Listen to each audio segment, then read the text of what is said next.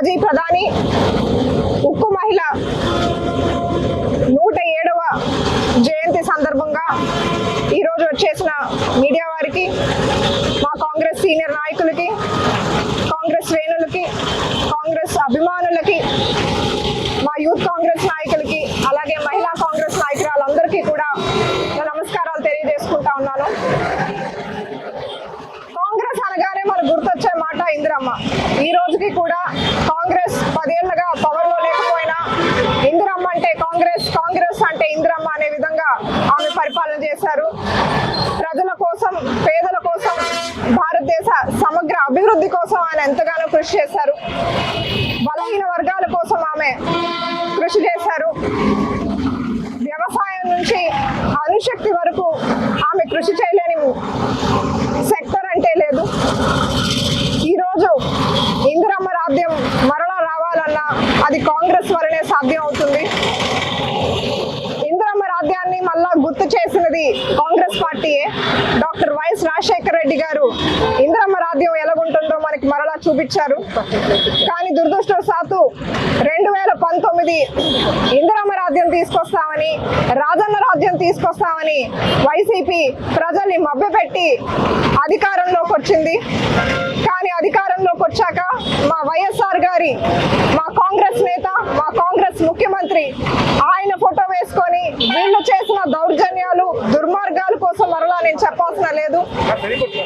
అసలు కాంగ్రెస్ పార్టీ వీళ్ళని వైఎస్ఆర్ పార్టీ అనడం కానీ, వైఎస్ఆర్ కాంగ్రెస్ పార్టీ అనడం కానీ నాకు ఇష్టం లేదు.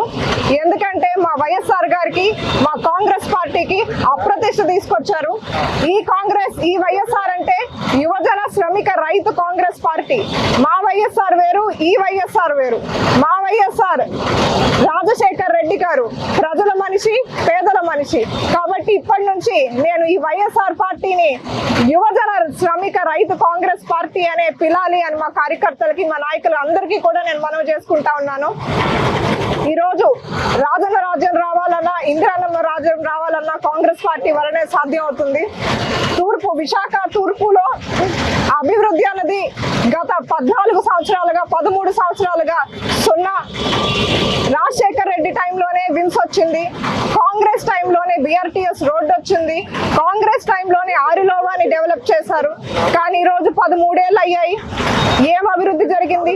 విమ్స్ హాస్పిటల్ ఉంది, అది ఫుల్ కెపాసిటీలో ఫంక్షన్ చేయట్లేదు. ఆరిలోవా ఉంది, ఇప్పటికీ కూడా అనేక సమస్యలు ఉన్నాయి. ఆరిలోవా మేయర్ గారి వార్డులోనే అనేక సమస్యలు ఉన్నాయి. మరి నాయకులు ఏం చేస్తున్నట్టు? కాంగ్రెస్ పార్టీ వేసిన పునాది మీద ఏదో చెప్పుకుంటూ బ్రతికేస్తున్నారు.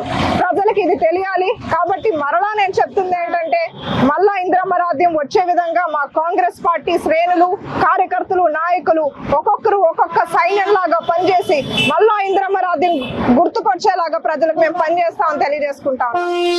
జోహార్ ఇందిరమ్మ.